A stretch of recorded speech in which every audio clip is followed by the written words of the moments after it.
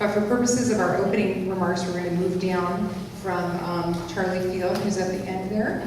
And Mr. Field, I would like to ask you to make your opening remarks in 2 minutes. And Katie, you can start. Thank you. Thank you. Let's see here.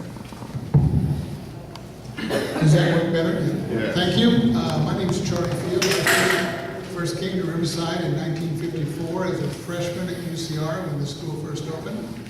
I went to UCR from 54 to 58, was in the military for a little bit because remember the draft was still in existence in those days, but there were no wars. And then I went to UCLA Law School from 60 to 63, and when I got out of law school, I came back and started practicing at Riverside. I practiced with the firm of West Krieger. I was there for 27 years, and then I was elected to the, I was appointed and then elected to the Riverside Superior Court and served there for 15 years. Since my retirement from that court, I've worked as a mediator, and I was successful in running for this board 4 years ago, so I've been on this board for 4 years, since 2006. This board is an extraordinarily complex board to talk about in 2 minutes. It was formed in the year 1954, basically to bring Metropolitan Water District to certain agricultural areas within Riverside County. And since that time, Metropolitan has been basically what we call our straw, our source of water for the customers of our district. We are a wholesaler. We provide wholesale water to a number of cities and other water districts, and retail water to a section of Riverside that the city cannot serve because its altitude is too high for the city system. That would be Orange Crest and Mission Grove, and in the Murrieta area. We also took over an old water district down there that had difficulties raising sufficient capital for infrastructure. So we have some less than 30,000, I think, total overall retail customers, and the balance of our customers are wholesale customers in cities and other water agencies. The fact that we only have one straw is really a problem for us in the sense that the water districts nowadays are competing heavily for water. There's so many difficulties. Charlie, I'm sorry, I have to stop you at the 2 minutes. Okay, bye. You'll get another chance to talk more about those issues. Mr. Pena, can we ask you please to make your opening statements? Can I stand? Is that all right? Yes, All right. feel free. It's great to be here today, and thank you. I'm grateful that the League of Women Voters invited me today. I was born and raised in Southern California, San Diego to be exact.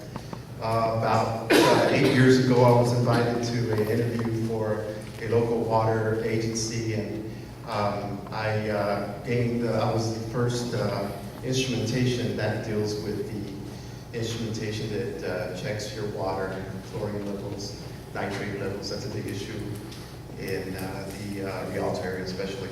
And I had a very serious shoulder injury, and I had to leave not long ago. But I loved my time there.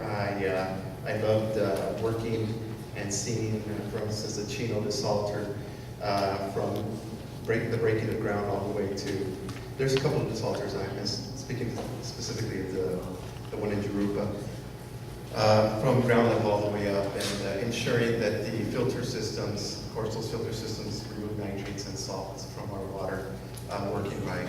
And it was very much a hands-on job. But again, I'm very grateful that for this opportunity to be here, and there is a lot of good things happening in Riverside. I love Riverside. I attend church. If there was a few buildings that were in the way, I could probably see my church. Funny thing is that the church here, Park Avenue Baptist Church, our church bought their church. We're on Park Avenue. And sometimes I want to ask, hey, why did you keep the name? If it's we're not on Park anymore. But I think I'm finished. 2 minutes, I think, are on the floor.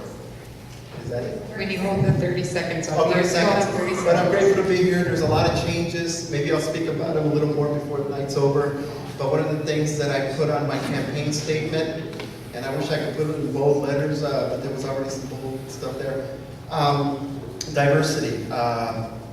Western Municipal Water, top 22 administrative positions, 51% are females, but only 2 of the 22 are females over there. Thank you, Mr. Pena.